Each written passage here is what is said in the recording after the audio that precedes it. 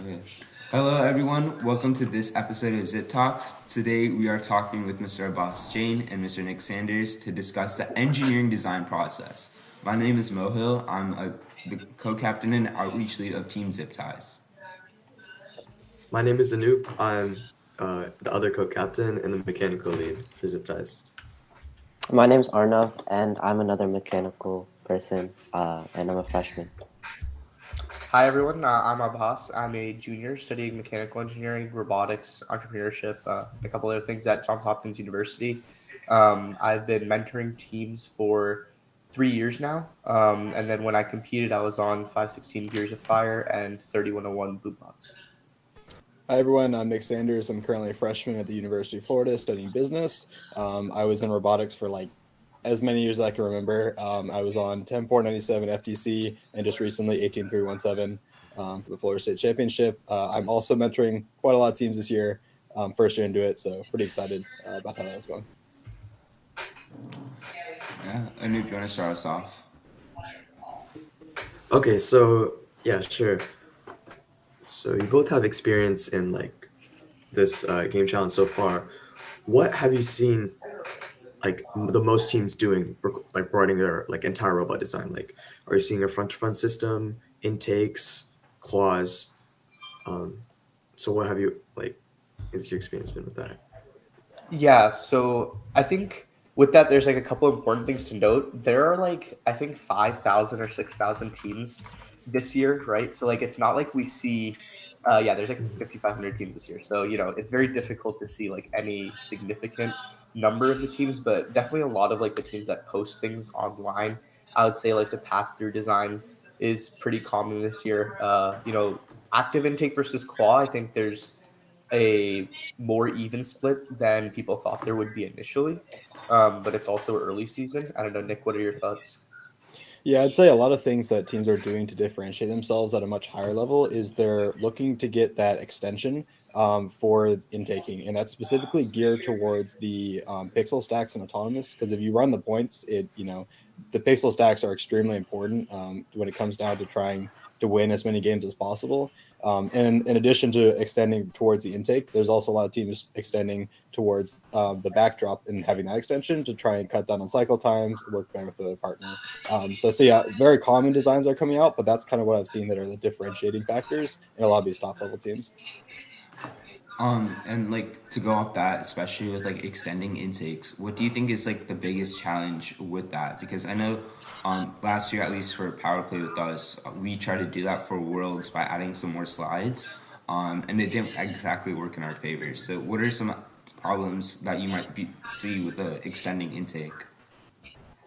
Yeah, Nick, you want to start and I can go next? Yeah, so I know the problems that some of the teams I'm mentoring are having to. Well, first off, from the CAD base level, it's the packaging. So you're trying to get this robot down as small and as low as possible. So putting the motors in spots that are able to do the stringing requires a lot of interchanges with the stringing path. So that's been very interesting. But past that, it really comes down to cutting down the weight on the slides because you're only going to be as fast as the slides are extending. So just spending a lot of time in the CAD and really keeping things down as simple as possible to get the weight down. Those are kind of the things that are either making a really good intake or kind of slowing down something that could be a really high level intake. Yeah, to add on to that, as Nick said, like about the stringing, I think making sure your basics are down are very, very important. Like I know a lot of teams have issues with like the string being too loose or too tight or hopping off of the pulleys, this and that. Like making sure you have those basics down is really, really critical. And then after that, I think things that are difficult are figuring out how to have your robot be easily maneuverable while your slides are out or as maneuverable as possible. I don't know if like easily is something you can achieve because when teams are extending like 4 to 6 feet out and they try to turn, it just does not go well most of the time. So figuring that out as well is important. Yeah, I know we faced a similar issue last year with our extensions, like you were mentioning, with the string falling off the pulleys. Even now, we use like a really thin string on Masumi slides, and so once in a while, when we lift the slides and pull them back down, it slips off the pulley and like gets stuck, and it really messes up the game. Yeah. So something actually that I found I should have mentioned before, and that I did last year, and I've been recommending to people, is actually using a really large zip tie that is attaching to the endpoint of whatever you're trying to do, usually your retraction string, and the part on the intake that you're doing. So you put the intake, huge zip tie, and then the spring, and then tie that onto the string. And then once that zip tie is on, you're able to actually manually tighten that tension, and that allows you to get some like tensioning without having to like redo your string path. So we used that last year, and that was really effective. And I've seen it work on a couple of people's bots this year as well. Oh, yeah, I didn't Oh know yeah, that. that's interesting. Yeah, we use it's like similar to get the same tension. We just use springs and then tie it around the spring and then Oh, like yeah. make the spring really tight. Or Yeah. but what Nick's saying is like you keep the spring, but you also add a zip tie so you can adjust Oh, the okay. tension in the spring. Yeah, that's super useful for fine measurements. So I know early season we've seen like a lot more robots with arms rather than like linear slides or other types of extensions. And along with the problems that come with slides, do you think that there's one design that is inherently better than the other? Or I don't know, like arms versus extensions or any other type of extension? I think the most common is linear slides. No, I would say no. I mean, it really depends like on what materials you have access to, what manufacturing methods you know, and like your design skills. So I wouldn't say there's one design that's Yeah. better for people than others. Yeah, it's just going to come down to your personal optimization. I know Don't Blink is a huge fan of the arms and the double reverse four bar, and there's certainly benefits to it. But at the end of the day, in terms of speed, your slides or arm, it's not going to make much of a difference. It just comes down to what your design skills are and what you're comfortable with as a team.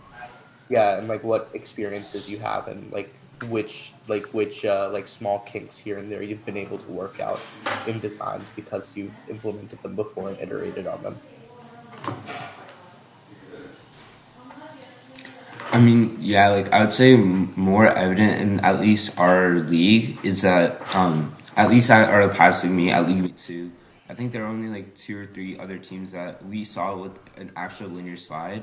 But the main problem with that was that actually with your alliance partner, just having that communication down and actually like cycling off the backstage or off the backdrop was a really big issue because the teams the linear slide would like more likely require the whole like backdrop rather than a part of it. But those teams with an arm, I felt like they were able to work like better side on side. I don't know if that was just because it's so early on in the season or it's because like a smaller robot was able to effectively do that. So Yeah, I feel like I feel like with the linear slides, like everybody just defaults to putting like two side by side and then like your whole Mhm. arm structure in the middle, which is like a good design practice if you need the rigidity. Like I know quality control ran only single slides last year. They were good build Viper slides, so they were steel, but and that gives you a much smaller profile. But when people like start stacking, like I don't know, I don't know how like wide stack of Kasumis is, but probably like 2 inches, would you say, Nick? 2 to Yeah, three around inches. there. Yeah, and then you stack like two of them, and then you have like 6 inches for pixels in the middle. It just makes your whole robot so wide. Whereas with the arm, it's like maybe a 1 inch channel or 1.5 inch channel, and you just need one of them, so it's much more compact. Yeah. yeah, like, and then my other question with that would be, and this already goes back to what Anoop was saying with the arm versus the slides. For a rookie team versus a more experienced team, what do you think has more flexibility throughout the season, like linear slides or an arm, and like what are the pros and cons that come with that? Yeah, I would say that an arm design is much more mechanically like simple, and it's more easy to wrap your head around. The issue with the slides really comes down to the stringing at the end of the day, and also Mizumi, you're also having to use like some custom parts, maybe it's a 3D print or some metal plates, or whatever, to connect them. So at the end of the day, for if you're like a rookie team, for sure, I think it's easier to stick with an arm design. And it's not that you can't figure out how to do slides, and you reach out on the Discord, something like that. But conceptually, I think it's probably easier to work with an ARM mechanism. To add on to that, I think another reason that it's easier to work with an ARM mechanism is with slides, there hasn't really been done like a lot of work or a lot of like published stuff about like how exactly you need to string and like why different stringing methods are better than others. Like I know some people put their pulleys like this way relative to their slides. Some people put their pulleys this way relative to the slides.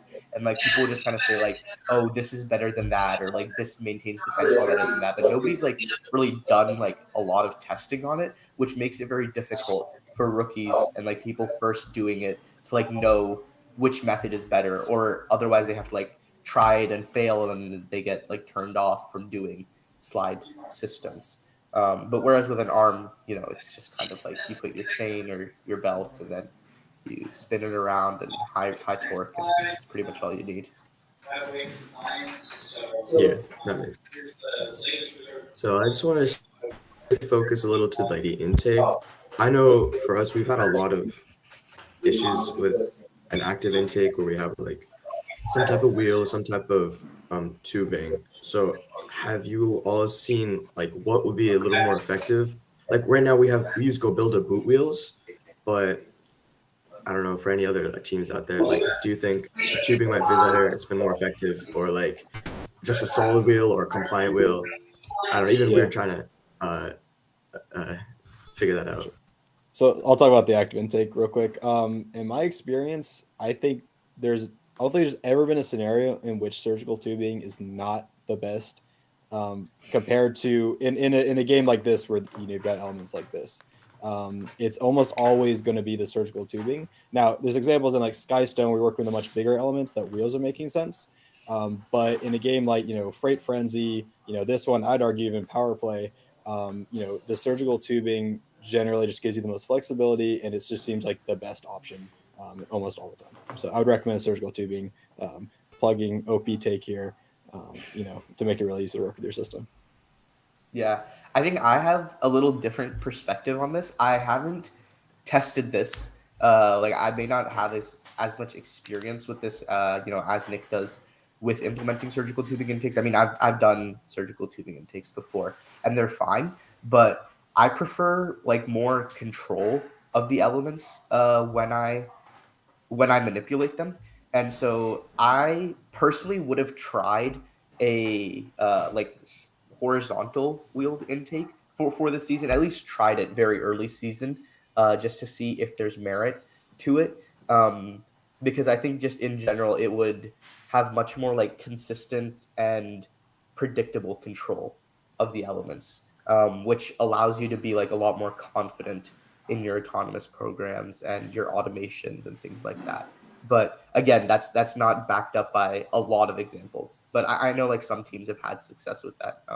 Titanium or Titanium Talons, yeah, 11970, and some others. But yeah. And to kind of go off of that, especially in auto, it's an excellent point in that you really do want control. And that is a challenge actually that teams have been facing, is that, they have these super high RPM, surgical tubing intakes, and then they have to, take off the stack really precisely. So, we're just now getting to the points where people are really tuning for those super high cycle autos. And I guess we'll see how reliable they end up being. So there's certainly areas in which it would be useful to use a different type of mechanism. But in my personal opinion, from what I've seen for optimizing for teleop, and with the pixels scattered all over the place, having that maybe wider, faster surgical tubing intake can be really useful for that. Yeah, and I think something going back to like the more like rigid and more like having control over things. Something I recently saw, I think in quality control and another robot, is like especially with auto, just having that little flicker. Um, I think that's like really impressive because I don't know how their intake is, but that really does give you more control over the pixel because it really aligns with the pixel's shape. And I think not just for auto, that could also be great for teleop because most of the times, especially in our matches, we don't like our human player might be telling us something, but the way we understand it and the way that it comes to us could be really different. But having that flicker to bring it in might just be like really helpful, and it's also I think pretty simple. Yeah, so I mentor quality control, so I can speak to this a little bit. Yeah, it is definitely pretty effective. As far as their intake goes, I believe they're just using boot wheels right now, for the front rollers. It may have changed, but I'm pretty sure they're just using boot wheels for the front rollers. So. Yeah, that's probably something that we need our own teams to look into. We've been using boot wheels for a while, but the main issue that we've had is with our robot, it's so like compact. It's like physically, like horizontally not that long. And so having like an intake that allows you to easily transfer the 2 pixels into a bay that holds 2 pixels, we just don't have that type of space, like with the boot wheels that are kind of big and with the second set of rollers. So actually, I think it's probably worthwhile to over winter break to look into the surgical tubing. But yeah, as Nick said, I've kind of seen a lot of teams when they're running auto, maybe knock over the stack while trying to pick one up, and sometimes it doesn't go that well. So about that finer control, might it might not work as well, but we actually had an idea where our our bay that we actually transferred our intake into might have a claw in it that can reach out the back and pick up um, a pixel or two in autonomous. But that's definitely like a worthwhile endeavor for maybe some high scoring teams right now. Yeah. Yeah. Well, we want to talk about some game strategy. Yeah, sure. So, I would say one of my biggest questions and biggest challenges, especially, and I think this is a big argument or discussion, at least we had within the team, is the whole idea of having one team cycling and one team feeding. That whole idea that having sort of similar to Skystone, having a team that's really good with feeding and having a team that's good at putting pixels onto the board is something that's been very like dominant in our league, especially. How do you think that's going to play out, especially at states, worlds, and future competitions? And do you think it's a very plausible idea for a lot of teams? Yeah, Nick, you've driven a lot more recently than I have, so it's probably you should start.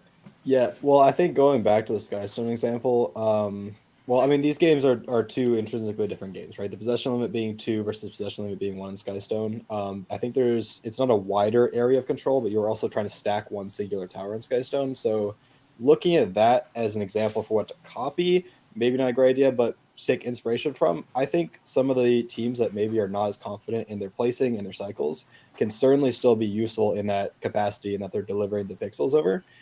So I would say, yes, it could be useful, but I don't believe you're going to be first picked by anyone by trying to go with that strategy. That's my general read on it.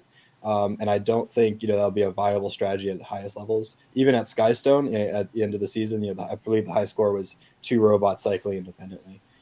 So I certainly think it won't end up being like that at the super high levels. But, as someone who's maybe a more developing team, that's a very viable strategy for you to be so useful to your partner. Absolutely. Yeah, I think there's a couple factors that it comes down to. One thing is width of the robots. If you can both score on the backdrop at the same time comfortably, I would go for it. Second is how much practice you guys have together. Like, I don't think this is something you should try the first time you have a qualification match with a team that you've never talked to before. Like, yeah, I don't think that's going to work well. Another thing is, I think going for the pixel stacks while your partner goes for the wing is a very, very strong strategy. And I think that's one of the reasons RoboDucks did as well as they did. I mean, on top of like 50 other things. But I think that was one of the really key things in their teleops that made them score so high. Yeah, like I would definitely agree with that. I'd say especially lastly meet for us in Space Coast. I think one or more teams started doing that, like going for the stacks, because more times a lot of teams take a while in the wing, but having that stack is just a really easy way to cross those 3 lines really easily, and that brings up my next point about the lines versus mosaics, because obviously I think in Robodux they made 2 or 3 mosaics, but then they also crossed like the second or third line. So what do you guys think is like a better strategy to do? Like go for the lines or go for mosaics? I think you can do both.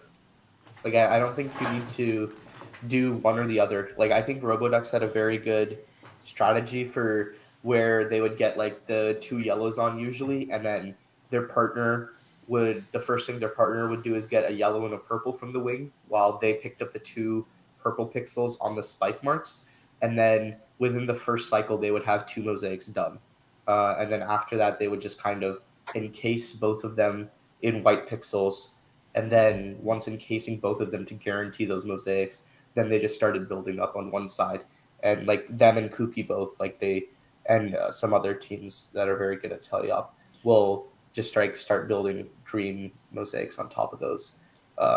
But yeah, I think they're not mutually exclusive. Yeah, and I think this game poses an interesting challenge in that you no longer just need to be like the driver needs to be doing everything. Like you have to include your drive coach and even the human player at a very high level, because basically everyone on the drive team, including the human player, has to know what pixels you need to get when you need them. What direction, all of that. So I think it's a lot more involved on the entire drive team in that sense. So you really need to be running everyone on that drive team through practices and making sure they understand where they're going with it. But yeah, Yeah. absolutely, I think Abbas is right. There's no reason you can't do both. Just need to work out a process for it. And to build on what Nick said, like a couple of the main teams I mentor, like I've told them when they're doing drive practice, like your human player should decide what pixels you pick up. Like they put down the pixels there, and while you're practicing, I prefer like you don't argue with them or you don't say like, oh, you should place this or place that, like whatever. But when it comes competition time, like there should be no discussion at all. Like whatever the human player places down, you pick up and you put on the board. Um, and because otherwise, then you have people who are like, oh, like raising a purple card and a yellow card and like a green card, and they're like trying to communicate, and it's just like there's no time for that in a match, or they're like shouting across from each other, and it just does not work. So in my opinion, the best strategy is just absolutely blindly trust in your human player. Because like also on top of that, I think the time you the if you were to lose points because of a poor placement so that you can no longer get a mosaic, that's like 10 points lost, right? But the time you spend like putting cards up and down or yelling across the fields from each other, I think will lose you more points than that. So even if you make a mistake, I think it's still a net positive. Yeah. Yeah, I would say like the biggest thing with us was when we set the state record, the communication, because I think we were trying to go for a second mosaic, but we weren't able to like communicate properly with our human player, which like caused us to only cross the first line, which is something we definitely plan on working on the off season or like before our next competition. And my main concern is with like mosaics, it's going back to like having less practice with your alliance partner. I feel like, or I personally feel like making a mosaic requires a lot more practice, a lot more concentration, a lot more work rather than just building up.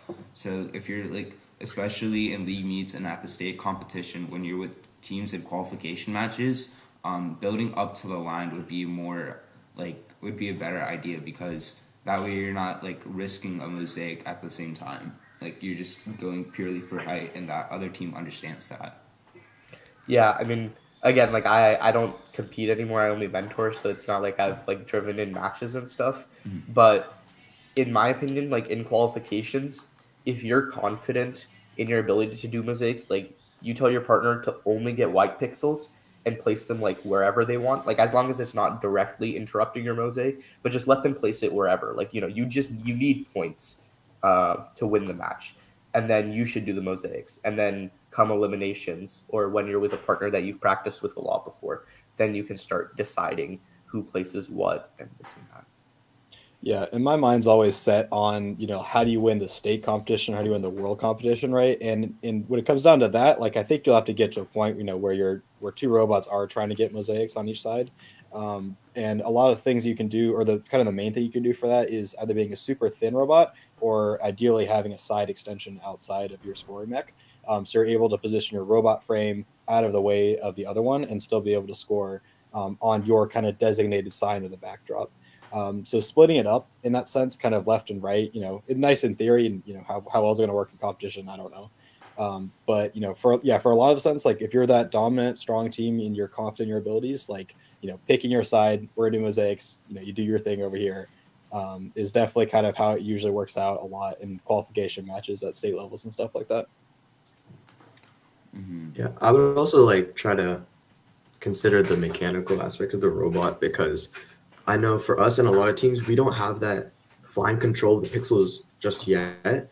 So like the way our outtake works, we have a dropper, like just the 2 pixels on this cage kind of, and it just drops it off. So like for us, and I think a lot of teams in our league, it's not like so far as of now, it's not worthwhile to go after mosaics because it would just take way too long to figure out drop here and then move slightly this way to drop there because we don't have that precision control. But I can totally see like at states once teams got that figured out how to like precisely draw pixels in a location that we could probably strategize more towards making mosaics. Yeah. And something else that one of our main ideas, or something that we were discussing when we first built the robot, is the whole idea is that the backdrop is only, I think, 26 inches and not like the maximum regulation, like times 2 for a robot. So it's not 36 inches, right? So that brings in the question and the idea about do you want to have a very small agile robot like what we've seen with like Kuki, or like a big bot? Because I think now I saw a couple matches in Texas where you see these defense heavy robots, like these I don't know if they're 6-wheel, but they're like this big like metal robot who's really efficient in scoring pixels, but also under 12 inches at the same time. So what do you guys think, having that 13-inch robot or having a slightly bigger robot, depending on like offense or defense? I've always been more of a maneuverability and agility kind of driver. Nick? Yeah, well, that reminds me of your robot in Skystone. And I've always built the larger robots, the ones that like the 20-to-1. I never went below 20-to-1 on the drivetrain ratio. And playing like kind of like physical and be able to push through is my idea. But I've realized now as the time goes on that I'm an old head and I need to transition to the maneuverable robot. So I think that's where the meta is at now. So definitely try and build as quick. Don't get tangled up with someone in the middle of the field. Your job is to avoid them, and it really doesn't benefit anyone, I would say, to try and have a pushing contest or anything like that. But I will say it is very hard to get that robot small and also have a huge extension in for your teleop and auto cycles. So having that extension is hard. Kuki has an excellent solution to that. But if you're looking at those 6 stages of slides, there's only so small you can be. So it's a trade-off in that sense.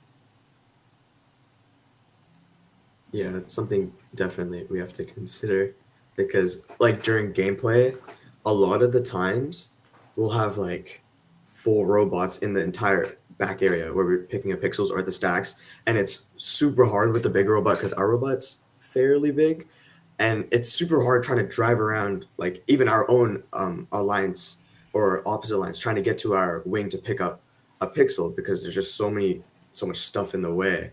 So I think in like challenges like this where you pick up the elements is kind of like a small area, it's definitely like worthwhile to have a more maneuverable robot. Yeah.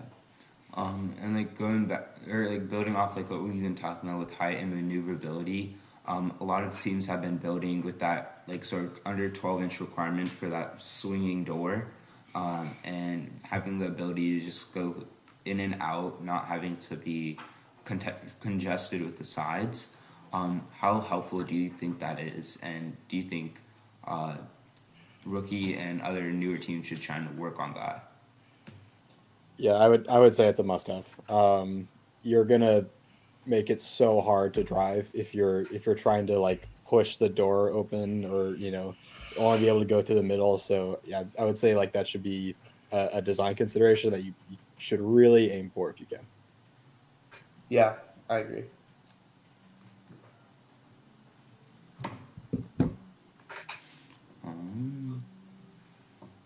All right, so another. Oh, Arnav, you have a question? Okay. Yeah, I was just gonna say, like another big thing that I'm seeing, at least our robot and other teams in our league, is the drone. We use rubber bands, or I've seen some teams use compliant wheels. And like a big thing with the drone is you have to make sure the angle's right. for rubber bands attentions, right, or if you're using compliant wheels, the speeds, right? So like, how do you think is like, what do you think the best way to do this is? Yeah, I think the drone is pretty difficult to do without prototyping. I don't think you can just like kind of sit down and model out a bunch of stuff and then have it work. So I think just a lot of testing is the best way to do it. I know teams like generally say that the higher you release from, the more consistent shot you'll get. And then also being aware of that 5 foot limit per game manual one, I guess. Yeah, per game manual one. But I think just a lot of testing is my advice. Yeah, and I will say, I think one thing that I would do, and I haven't made a drone launcher, I'm not launching one, but my general thought is that you want to be using metal springs and not something like circular tubing or rubber bands, just because they're going to be more repeatable throughout the season. And you can make the rubber band circular tubing work as long as you're replacing it consistently. But just if you can get the metal springs to work, I would do that. Also, having a super smooth surface to slide on. You can even go to the extent of using a linear rail. It's a little overkill, but eliminate all of the errors you could have in the launching of it. And then, as far as how the plane's going to fly, there's designs out there. Test a bunch of different ones for which paper airplanes can give you the most optimal shot. I also know a lot of teams are doing a pretty steep angle and having one that comes at a pretty consistent arc instead of trying to do one that like dips down at the end.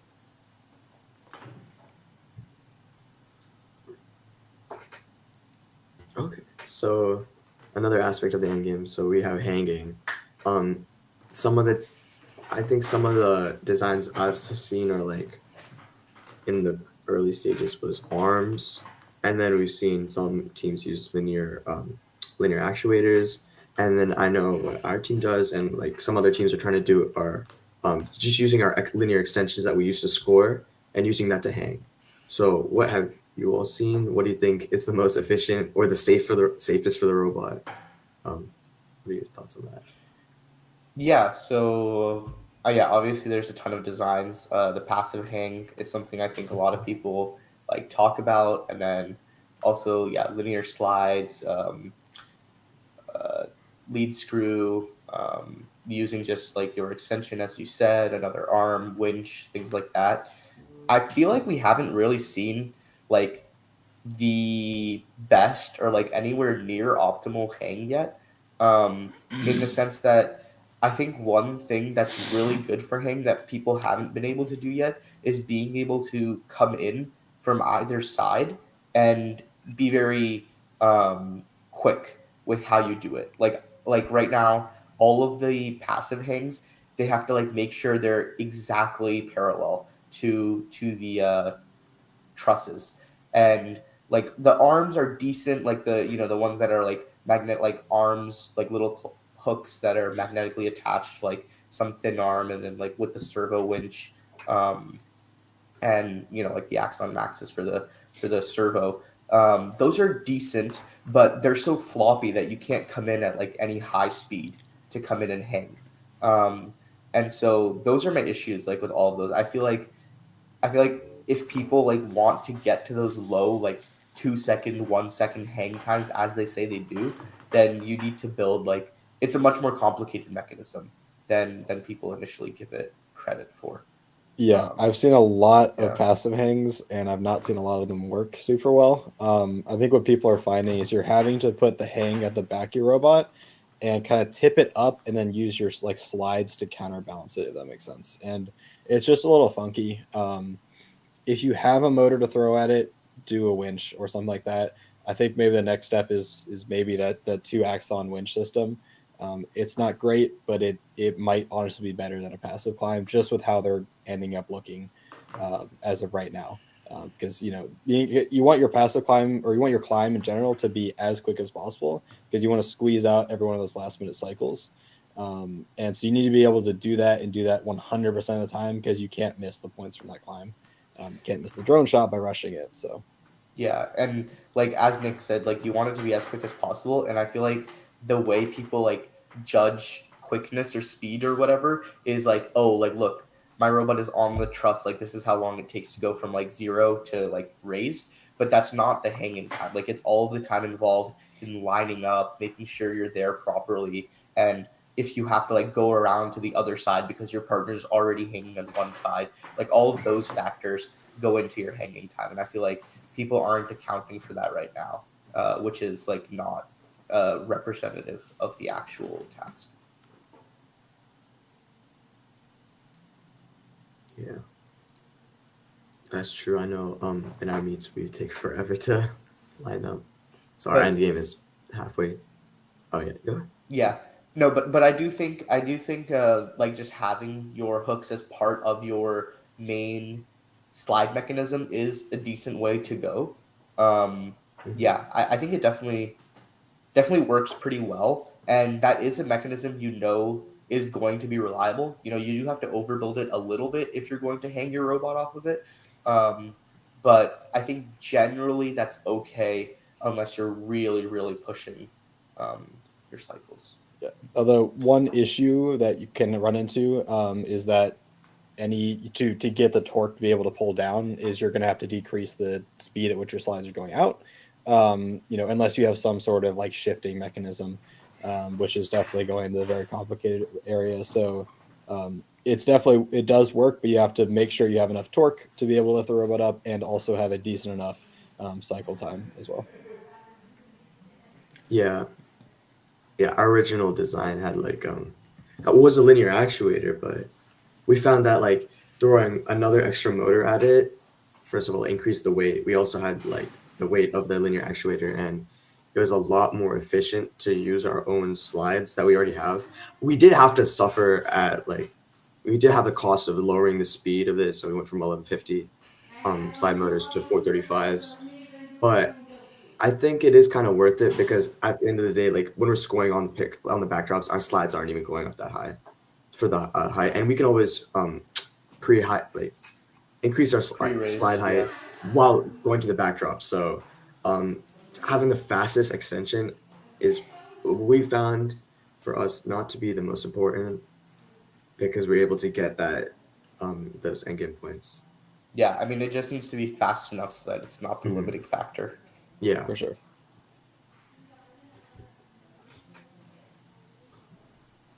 All right. So, yes. Oh yeah, I think actually wait no, you go ahead. I'm gonna say this later. Okay, yeah. So I wanted to switch it to a little about game strategy. So in autonomous, I don't know if you've seen like how people are doing cycles, picking up like scoring their preloaded and then picking up cycle and then doing that. Uh, do you think it's more or like what do you think about that? Because I know some teams will score their own preload and then go to get another pixel and then score that, or like they'll just I don't know. It's kind of hard to explain, but what do you think about like cycling in autonomous? Is it a worthwhile thing to go after, or is it a thing for like states or world championships? Yes, it is very worthwhile. Um, yeah, I think that's the end of the everything I have to say about it. I mean, it's 8 points per pixel, right? Like that's 2.5, 2.6 times a normal pixel placement. Like you can't, you have to take advantage of those points. Absolutely, yeah. And I think you were maybe asking about like maybe the order in which you grab the yellow pixel versus cycling. Yeah. I don't think it matters, honestly. I mean, I could be wrong about that. I don't think it matters if you're scoring the one individual one and then cycling, or if you're like the close side and you're grabbing one and then cycling. Mhm. I think it makes no difference at the end of the day. I Ideally, you should have two auto pass, one for each side. So definitely like plan that into it. But doesn't matter which one you prioritize, in my opinion. Yeah, and like if you're at the point where if either one of them is being consistent and working every single match how you intend to, I really feel like you're going to be hard pressed to lose a match because you did one over the other. Um, so I Mhm. think just consistency is the most important thing, and whichever is more consistent is what you should do. And like with the cycling aspect of it, I think most times the teams that are cycling are either a team that starts on the close side and has an uncontested audience side, or has that yellow perp on the left. do you think two teams could go for cycling during auto, or just having one team doing a 2+5 and the other team doing a 2+0 is more practical? I think the second option is more practical, but I think we will have teams try to cycle at the same time. But I think those robots will have to be built specifically for cycling, which I feel like is something I haven't seen a lot this year. Like in Freight Frenzy, Clueless was built to cycle from the warehouse, I think it was called, right? Yeah, from the warehouse as soon as possible, right? Like they had their slides at the exact right angle, so they minimized all of the driving distances. But I feel like we haven't seen that from any teams this year, where like their slides are at an angle so they can ride against the wall and then pick up the stack that's nearest to the opposite wing and things like that. But there's plenty of time, lots of teams. Maybe someone will try something like that. Yeah, to be able to dual cycle, like I was saying, someone's like at least one of the robots, probably the one that's closer to the middle, is going to have to be built to completely avoid the other one. Because, like you guys said, I mean, there's no room for two robots to fit side by side, and ideally, you'd be cycling at about the same time. I think there's definitely teams planning on cycling, a 2+15. We'll see how that goes. I've always thought people can't do it, and then they do it. So we'll see how it goes. But I think at the absolute highest levels, it'll be hopefully one robot doing basically everything. I don't think one robot can get 2+15 though. That's Yeah. Like I say that as Kookie's lead mentor, and like we've done the calculations, and the current robot I don't think can do more than 2+10. But no, it hasn't done 2+10 yet. Yeah. But Yeah. we're confident got a that it can get there. But Yeah. yeah, 2+15 is really pushing it. I think for a rebuild it would be possible, but not Yeah. for the first trip. I think right now there's a 2+5 done by Peppers, but even then it was like a full 30 seconds, and that was just them. That was just them by themselves doing a close side auto, which in an actual qualification match or elimination matches isn't very practical. But one of the strategies I was actually considering for auto is if you do have two teams cycling, if you want to have one team just cycling on that backdrop and have that one team another team wants to cycle and just place it in the backstage and then score those white pixels later on during teleop, you're still getting those points in auto just for placing them in the backstage, and then just placing them on the backdrop will increase that that height and also outlining your mosaics. That way you're reducing the amount of time you need to take when you're making your two mosaics side by side and you have your white pixels going on. Yeah, I mean, whatever nets you like more points. Yeah, but so about Silas, because I also mentored them. They ran their 2+5 in competition, like at their first meet, Wow. and I think they got at least 2+4 a couple times. So yeah, their thing is definitely reliable, and I think RKA has like a theoretical 2+7 right now, Nick, right? That sounds right. Yeah. Yeah. So Didn't hit, but yeah, but yeah, so there's definitely potential out there. But I think January we'll see a lot better autonomous programs. Yeah, I have a question about these teams that are like doing these crazy cycle autos. Are they like more clawed robots, or do they have active intakes or something like that? No, I think all three of those robots are very different. Okay. Kuki is their own styles. Silas, I think, has like the more kind of traditional active intake into linear, like parallel linear slides, like that whole thing. But they've done a lot of work to make it very efficient and very smooth. And then RK is like also very different from those two. So Oh, yeah. okay, yeah. So like, yeah, the original issue that I was thinking cycling and auto would have with an active intake, like we might accidentally take three, or like they might get stuck, like one going on top of each other because you knock over the stack like that. So But they don't knock over the stack. yeah, it's Silas doesn't. RK is a little less clean. I don't know. They're a little more chaotic with the stack, I'd say. But it works for them. So that's fine. okay. Yeah, that's super cool. So maybe going on into teleop aspects of the game. So what do we have? Yeah, I think we talked about like cycling, straight up going from the wing versus like the sky stone type of strategy, feeding.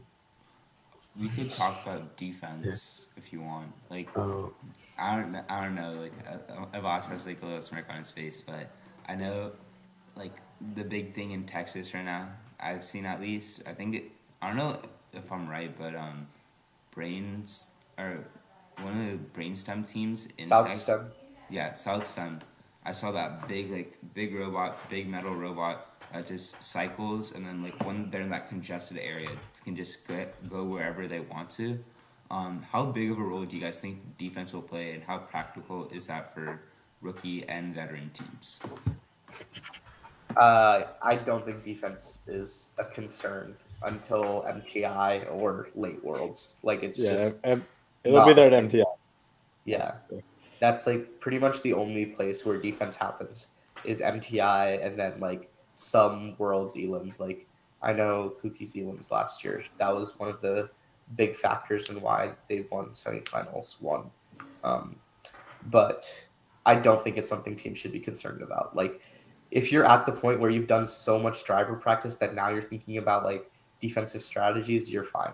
And like you already know what to do. Like nothing we're gonna say here is going to really help you that much. Yeah, a lot of the issue with defense is also just kind of like how up in the air the rules are. There's no real solid ruling on it, so the refs are kind of left to dry. And depending on the ref, you can get away with a decent bit of robot contact. And last year we saw a lot of that. And in some states it's ruled heavily against. I think Florida is pretty lax when it comes to that. So one defense in one area might not be legal in another one. And also like especially at the state level, like there's usually a pretty large skill gap between like the best team, right? And then, one or two people and maybe everyone else. So for if you're at that super high level, it doesn't make any sense for you to be doing anything but pure scoring. Right. And then as it goes for like kind of a newer team that maybe isn't as quick as scoring, it's hard to play defense in a way that does not give you penalties. So it's almost too much of a risk to even try and be playing defense.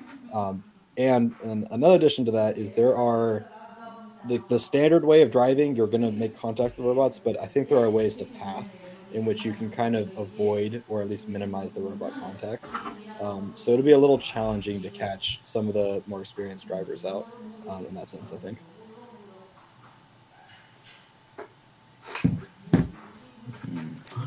Yeah. Okay. that makes sense. Yeah, Yeah. I know. Like just for our league in the beginning, like people played defense when the robots couldn't do anything, like score. So they would just like drive around trying to almost block us from taking. But I don't think that's not gonna happen at like much higher stage of competition where teams can actually try scoring. So I Yeah, totally I think understand that's that. also a very different type of defense than what Nick and I are thinking about. Okay. Yeah. Yeah, like Yeah, I know people are talking about using their slides to just extend across both like bridge zones or something. Like if you like break, like that's doable, and then you force people to like run through the middle. It's just you're not scoring while you're doing that, and someone will still find a way to score around you. I guess another thing to bring up is the shadowing rule. When you're in such an open area, if you try and go across like one tile and someone blocks you, and then you go around them and they try and block you again, like that's probably considered shadowing.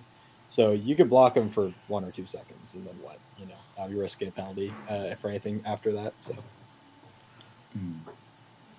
I don't know if you guys could answer this, but something I was thinking was like with extending slides, if teams do plan on using that in teleop, if a robot tries to try and get to their wing or tries to get to a stack, but a team has their slides out, do you think that would be like a form of defense, or would that just be like unadvisable for the team with slides? Depends how confident you are in your slides and their robustness. I need to review the rules specifically, but I think you're protected while you're in the wing. So if like your whole robot is protected while you're in the wing, that would be kind of insane. I think it should only be the part of your robot that is in the wing is protected, but we'll see. yeah, See and a lot of how times, this like goes. your slides aren't the thing that's going to break. I mean, they might bend, which can mess you up, but it's usually like the end effectors on them. So if you had like a claw or something make contact, like it could easily like break off.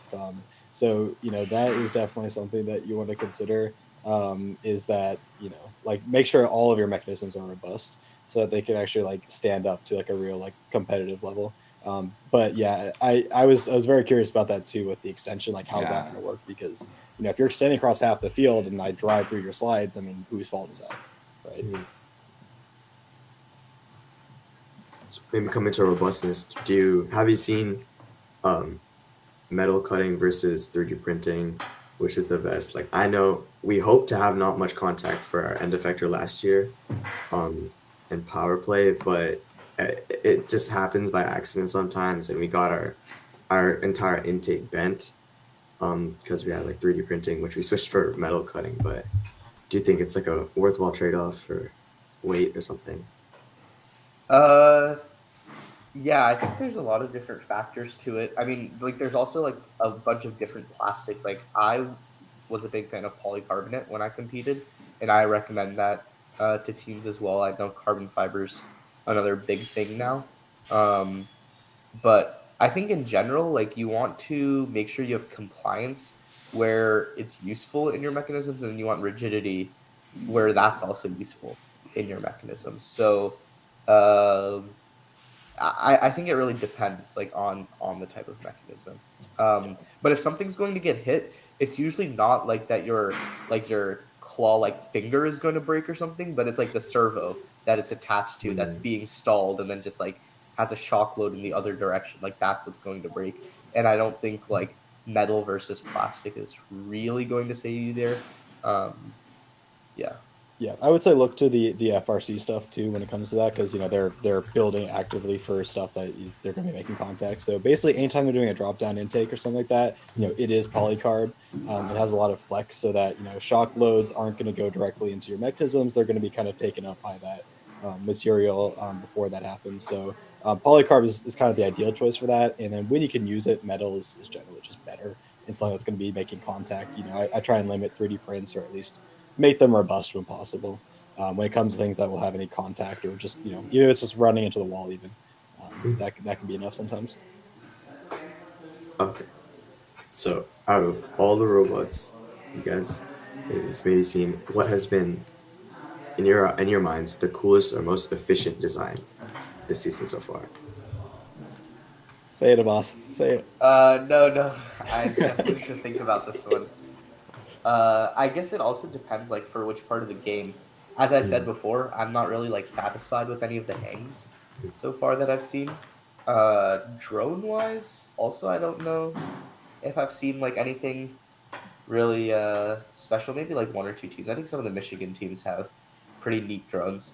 As far as deposits go, I think RKA, when they work, like, when their deposit works, is definitely top tier. I'm doing a behind the bot with like blue bot builders later today, so that'll also be pretty interesting to see. Extension wise, definitely kooky, but overall robot wise, yeah, I'm not sure if like quite just yet I have something. I think for me, RKA is in the vein of about where you kind of want to end up. Like there's still modifications they need to make, but it's really highlighted how important extension both directions at your robot is. So not just the intake extension, but the deposit extension to try and limit cycle times. And that's something that both RKA and Kuki do share. So in that aspect, I think that is what is setting them apart from everyone else that kind of has maybe just the extension on their slides or just an arm that's helping them score more effectively. So the extension's out both ways. And then I think you're going to see coming up soon probably more iterations on the deposit scoring mechanisms. So adding more degrees of freedom and giving you more control over how and where you're placing is going to be something that will also make a little bit of distinction between some of those top level teams. Yeah, I mean, like in my mind, like I don't really, not that I don't care, but like when I see a robot that does something like once that's like really cool, I'm like, yeah, that's fine. But it's really what I care about, like when I see a robot do something that's like really cool or like slightly less cool, but like 10 times in a row. Like that's when I think like a team's really figured it out. And I think I haven't really seen that from enough teams this year. RoboDucks is definitely one of them. I mean, they just perform very consistently every single match. So that's definitely like a robot I would say. Marvels of Mass was looking good, and then I think they've had some issues recently, which I'm not sure like what's going on there. I'm sure they'll figure it out like in time for the next competition. Um, but I personally value consistency way more than anything else. Um, yeah. Okay. So, if you all have one piece of like most essential advice you would give to a rookie team, what would it be? Yeah, I can do this one at the start. So, you really want to, well, first off, just determine what you want out of the season, right? You don't need to be aiming to be the state winner, in that line selection, but just enjoy yourself and figure out what you guys actually want to do. And if that is be as competitive as you can, I think the best thing you can probably do is figure out how to work well with an alliance partner. So make yourself the most optimal pick you can be. So probably about in order, that would be as a very consistent auto and end game tasks. If you're able to hit those consistently, you're going to be very attractive. If you're able to do even just a little bit in Talia past that, but hit the consistent, auto consistent end games, and you'll already be putting yourself a step above most other people. Yeah. As far as my advice goes, I would have to say like consistency. Like it's just really the most important thing. And the way you get there is like through proper engineering, which means like following engineering design process, knowing what your goals are, how you can reach them, how you can measure them, um, things like that, which is very involved. And I think definitely requires like some good technical mentors but I think that's really the only way to do it. I mean, like there's a reason, this has been a field for hundreds of years, thousands of years, whatever. Yeah. Well, yeah. Great answers. Thank you guys so much for your time, and yeah, I'm Yeah. gonna end the stream right now. Yeah.